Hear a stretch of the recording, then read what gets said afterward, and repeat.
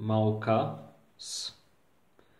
Vai tev nav apnicis, ka lielākā daļa meiteņu apkārt ir reāli maukas? Ka nevar tās laist nekādīgi savā dzīvē, jo tiklīdz puisis to atstāja vienu, uzreiz tai galvā sāk nākt plāni, kā satikt savus draugus. Vīriešu dzimtas. Protams, kāds teiks vai kāda neuztraucies, viņš ir tikai draugs. Jā, neuztraucies, viņš gan jau ir pamērcējis viņā tikai galiņu, un tas tak nav viss stumbrs, tā tak neskaitās krāpšana. Fuj, pretīgi metas, kad vēl dzirdi, kā nabaga puisim skaidro, kad viņa gulēja kopā ar savu draugu, vīriešu dzimtas, kad starp viņiem taču bija spilveni ielikti. Jā. Tev nav apnicis, ka apkārt lielākajai daļai meiteņu nav nekādu cilvēciskas uzvedības reāli.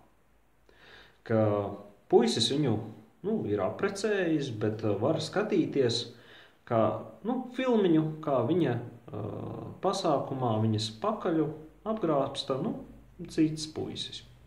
Un tas notiek visu acu priekšā, un viņa vēl pavelk drēbes, lai varētu viņam būt vieglāk to darīt. Protams, kāds atkal teiks, bet tās ir brīvā tipa attiecības.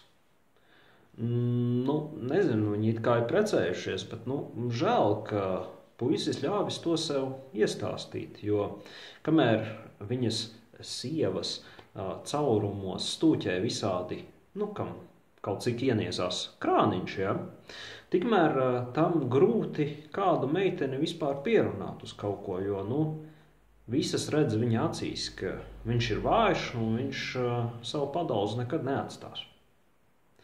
Bet, reāli skumji noskatīties, kā dzīvē šāds cirks izspēlējās.